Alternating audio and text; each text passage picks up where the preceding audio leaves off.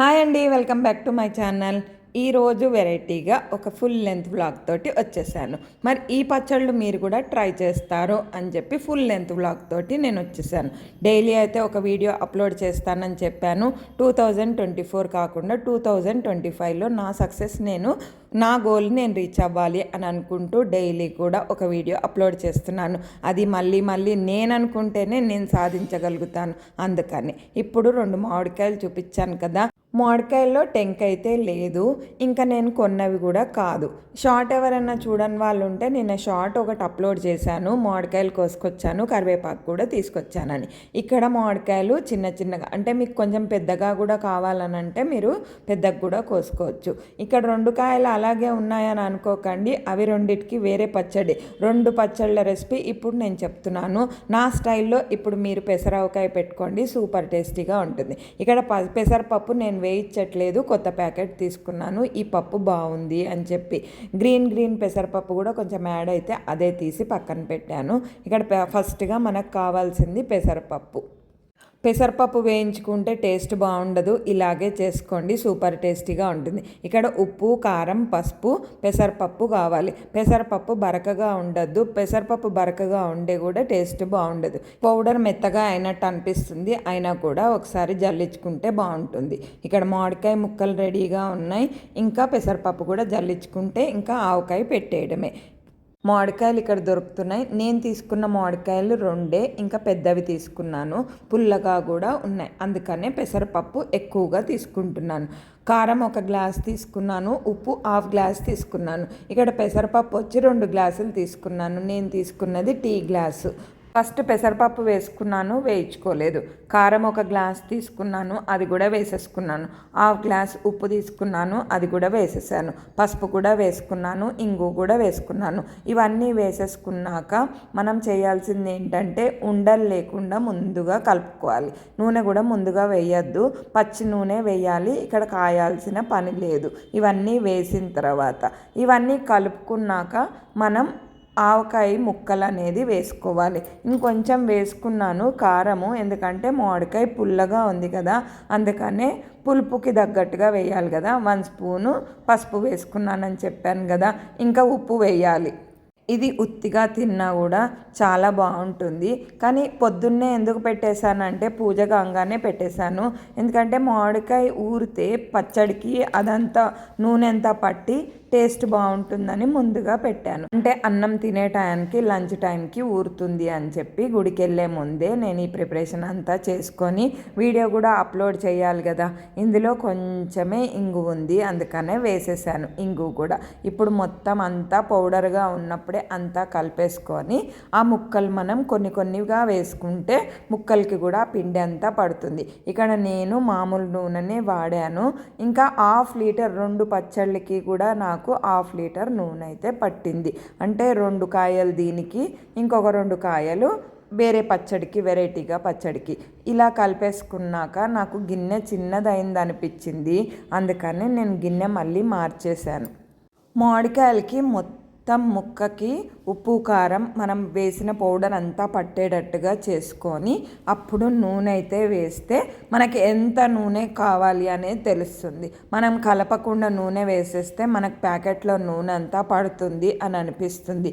నేను 2 కాయల క్వాంటిటీయే చెప్పాను, పుల్లగా ఉంది మామిడికాయ అని కూడా చెప్పాను. దానికి తగ్గట్టుగా మీరు మామిడికాయ కూడా పుల్లగా ఉందా లేదా చూసి పెట్టుకోండి, ఎందుకంటే కొన్న కాయలు కాదు కాబట్టి. కొన్నవైతే మీరు ఒకసారి టేస్ట్ చూస్తేనే మంచిది, ఎందుకంటే 2 కాయల క్వాంటిటీకి మీరు ఎక్కువగా వేసేసుకుంటే మళ్ళీ ఇది అవుతుంది. ఇప్పుడు ఇది ఊరితే మధ్యాహ్నానికి అన్నంలోకి రెడీ అయిపోయినట్టే. మరి ఈ పచ్చడి ఇక్కడితో పెసరావకాయ నా స్టైల్లో అయిపోయింది. మరి మీరు కూడా ప్రిపేర్ చేసుకోండి.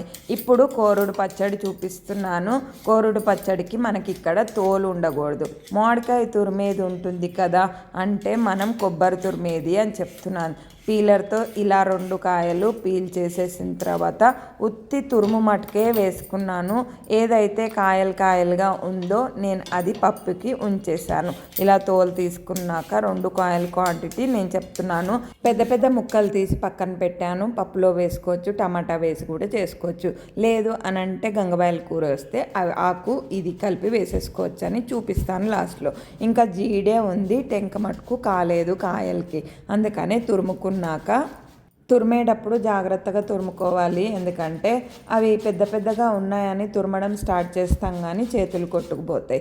జాగ్రత్తగా మెల్లగా తురుముకోండి.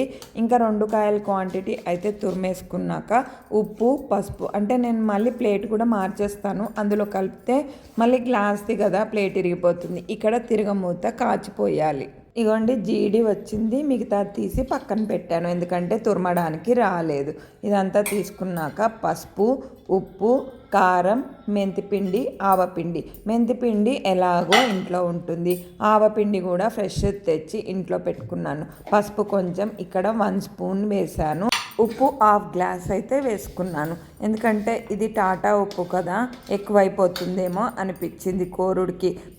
కొంచెం ఎక్కువగా కనిపించింది కదా అని ఉప్పు ఎక్కువైనా కూడా తినలేం. తక్కువైనా పర్వాలేదు కానీ ఎక్కువైతే తినలేం. ఇక్కడ 1 గ్లాస్ కారం అయితే వేసుకున్నాను. 1.5 స్పూన్ మెంతిపిండి వేసుకున్నాను. ఇంకా చేతికి నాకు అందాజు తెలుసు కాబట్టి ఆవపిండి కూడా అలాగే వేసుకున్నాను. ఇలా వేసుకున్నాక మనం నూనె పచ్చిది వేసుకోకూడదు. పచ్చిది వేసుకుంటే ఈ పచ్చడి టేస్ట్ అనేది ఉండదు.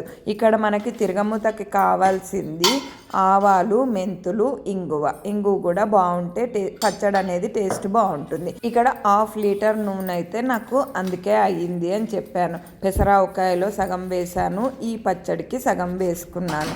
ఇక్కడ నూనెకి తిరగమూత వేసుకోవడానికి తాలింపు కోసం నూనె అయితే మొత్తం వేసేస్తున్నాను. పచ్చడికి కొంచెం నూనె ఎక్కువగా ఉంటేనే బాగుంటుంది కదా. మరి మీరేమంటారు?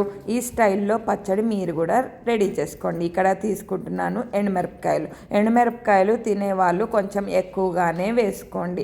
మెంతులు కూడా వేస్తున్నాను, ఆవాలు కూడా కావాలి, అంతకుమించి ఇంకేం అక్కర్లేదు. ఇక్కడ కొత్తది ఇంగువ తీసుకొచ్చాను. ఇంగువ కొట్టాలి, మిక్సీ పట్టాలి కానీ మిక్సీలో పెసరపప్పు ఉంది కదా, అందుకని నేను ఇప్పుడు నాకు ఎంత కావాలో అంతవరకే కొట్టుకొని పచ్చడిలోకి అయితే వేసుకుంటాను.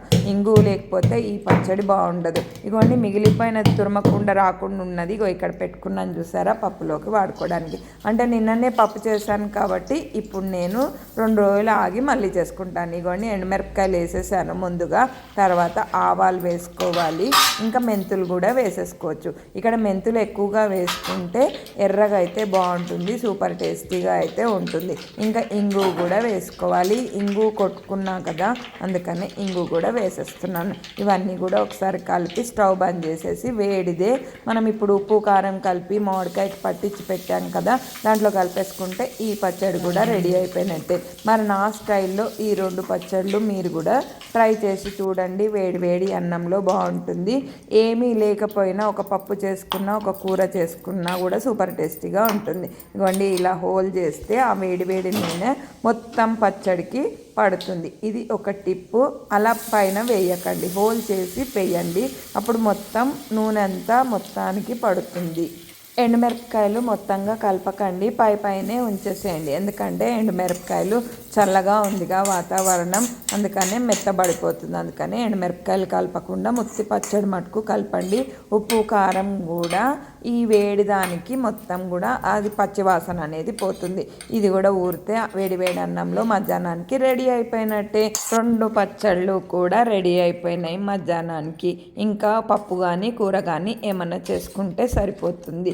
మరి మళ్ళీ కాయలు వచ్చాక చెట్టువి మీకు ఇంకొక వెరైటీ పచ్చడితోటి మీ ముందుకు వస్తాను. కాయలు తీసుకొని కూడా వస్తాను. ఇంకా ఈరోజు ఫుల్ లెంత్ వ్లాగ్ అయితే ఇదే. నిన్నటి వ్లాగ్ కానీ ఈరోజు దేవుడి దగ్గర పూజ చేసుకున్నది కానీ ఏది కూడా అప్లోడ్ చేయలేదు. రేపు మళ్ళీ ఫుల్ లెంత్ వ్లాగ్తో మీ ముందుకు వస్తాను.